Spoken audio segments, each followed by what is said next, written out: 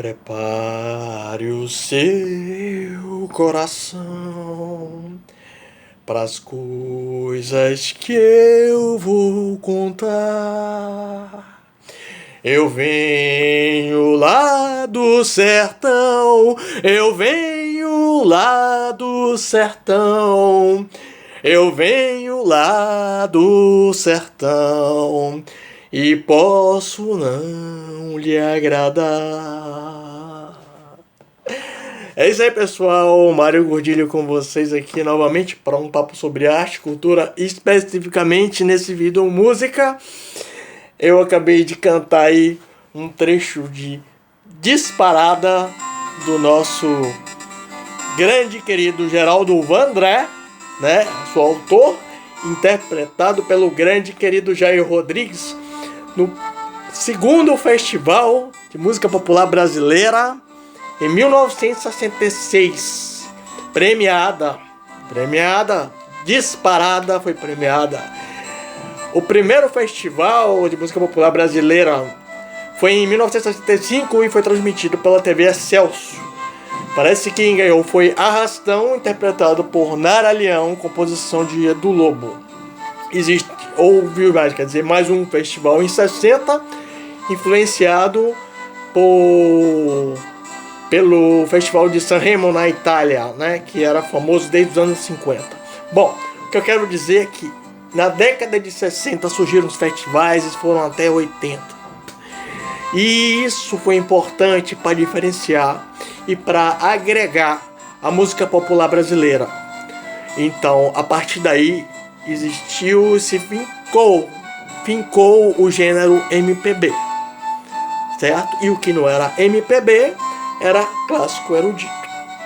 E muitos são os nomes ligados. Claro que houve movimentos, inclusive no final de 50 ou 60, na própria década de 60, como o movimento Jovem Guarda, que foi no final de 60, e o que eu já tinha falado da Bossa Nova entre 50 e ao longo de 60 até 70. Bom, eu quero dizer que os festivais, eles fincaram a nossa música popular. E vamos então passear sobre essa nossa música popular, a origem da música popular brasileira. O que eu quero chegar antes é fazer um parêntese sobre a questão do termo brega. O termo brega específico da minha cidade natal, Salvador. Na verdade, o que é que ele significa? Uma informação que eu tive da minha madrinha essa semana após a gravação daquele vídeo, né? Madrinha e tia querida. Que é o seguinte, em Salvador existiam as ladeiras que ligavam a cidade Alta e Baixa. Alta era a residência, a parte administrativa da cidade, Baixa praticamente o comércio. Existiam duas famosas ladeiras, que era a Ladeira da Montanha e a Ladeira da Misericórdia. E talvez pela questão estratégica aí começaram a surgir os prostíbulos. A Casa das Rameiras, prostitutas, e uma das ladeiras, a mais famosa, como eu falei, da Montanha, a da Misericórdia, na verdade, tinha o nome de batismo, que era Rua Padre Manuel da Nóbrega.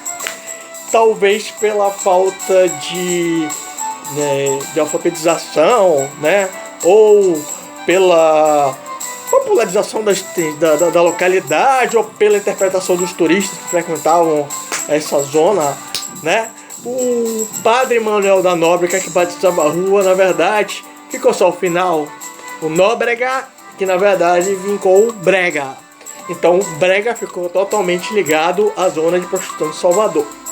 Na década de 80, o querido Eduardo Duzec lançou a música Brega Chique em 84, foi sucesso nacional, e aí sim, ele expandiu o Brega da cidade de Salvador para o Brasil e talvez para o mundo, e mais generou, né, aquela novela Brega Chique, foi em 87, mas na verdade o termo brega ele foi expandido em 80, e depois dessa expansão ele virou um movimento de música entre 70 e 80 até os dias de hoje, como Valdir Soriano, Amado Batista, Fernando Mendes, Carlos Alexandre, Vando, Elba Ramalho, que gravou aquela música O Corcel na Tempestade, né? Que também tem a ver com o gênero. O Wagner, e muito mais. Eu quero dizer o seguinte, que o termo brega acabou virando um gênero musical. Do gênero de prostituição ao gênero de saudade, né, ao símbolo de música de saudade que era tocada naqueles locais, virou um movimento musical. Como tem o sertanejo, da década de 90, 80, 90 até os dias de hoje, como teve também o Axé Music, né, que na verdade veio do Afoxé da Bahia.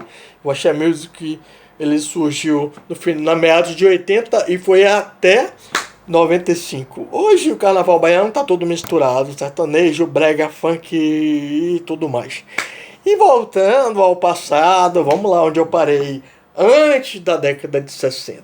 Vamos voltar para o século XVIII. O século XVIII no Brasil tinha os colonos, os jesuítas, os portugueses que começaram a chegar aos poucos, né, também, né, colonizar os africanos, desculpa, falei dos portugueses, colonos, africanos, então os índios. Então aqui no Brasil, no século XVIII, existia a música clássica ligada à religião, que tinha muita influência de Portugal e Espanha, e existia a música popular na rua, que era o fado, que era a influência dos portugueses, que moravam, né?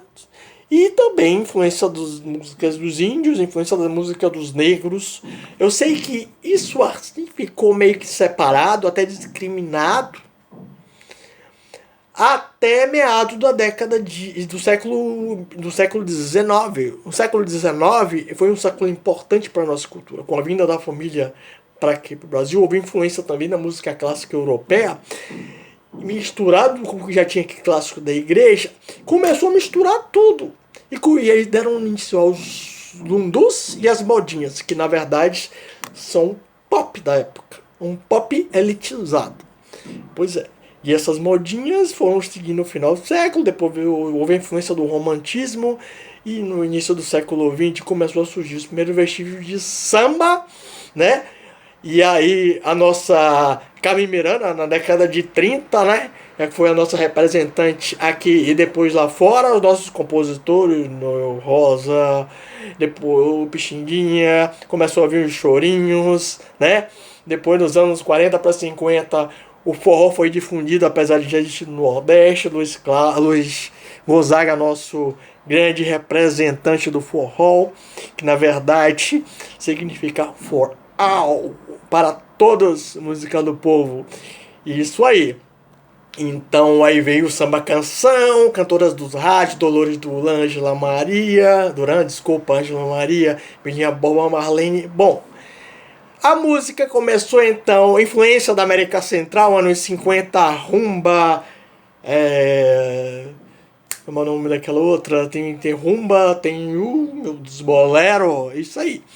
Anos 50, meados, influência americana do rock, né, norte-americano, até que nos anos 60, esses festivais, né, eles sacramentaram a música popular brasileira e virou MPB, como eu já falei, com os movimentos de espaços, né, mas o Brasil fincou sua MPB ao longo da década de 60.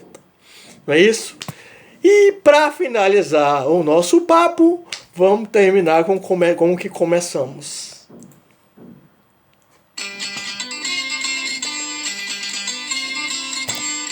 Belíssima obra do Vandré, Jair Rodrigues, intérprete. Isso.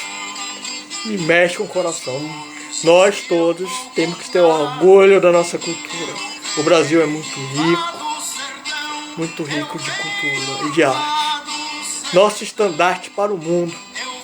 E essa arte está aí, assim como todas as outras artes brasileiras, teatro, cinema, televisão, literatura, tem que ser respeitada, resgatada, valorizada, premiada, difundida, aplaudida.